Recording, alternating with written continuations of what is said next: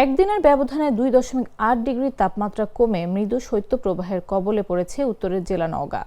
শনিবার সকাল 9টায় এই জেলায় 9 ডিগ্রি সেলসিয়াস তাপমাত্রা রেকর্ড করা হয়েছে, যা চলতি বছর এখন পর্যন্ত এই জেলার সর্বনিম্ন তাপমাত্রা।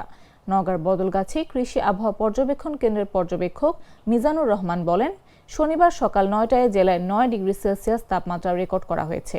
এর আগে গতকাল তাপমাত্রা রেকর্ড করা হয়েছিল 11.8 ডিগ্রি সেলসিয়াস। সেই হিসেবে 24 ঘন্টার ব্যবধানে এই জেলার তাপমাত্রা কমেছে 2.8 ডিগ্রি সেলসিয়াস। উত্তর থেকে বয়ে আসা হিমেল হাওয়ায় শীত আরও বাড়তে পারে বলে জানান তিনি। স্থানীয় বাসিন্দারা জানান, ভোর থেকে কুয়াশায় ঢাকা চারপাশ, সাথে হিমেল হাওয়ায় তীব্র শীত অনুভূত হচ্ছে। গত 2 দিন সূর্যের দেখা মিললেও আবারও বিকেল হতেই তাপমাত্রা নিম্নগামী হতে শুরু করে। রাত বাড়তে থাকলে শীতও বাড়তে থাকে। শীত বাড়ার সঙ্গে সঙ্গে ছিন্নমূল মানুষ ও খেটে খাওয়া মানুষের দুর্ভোগ বাড়ছে।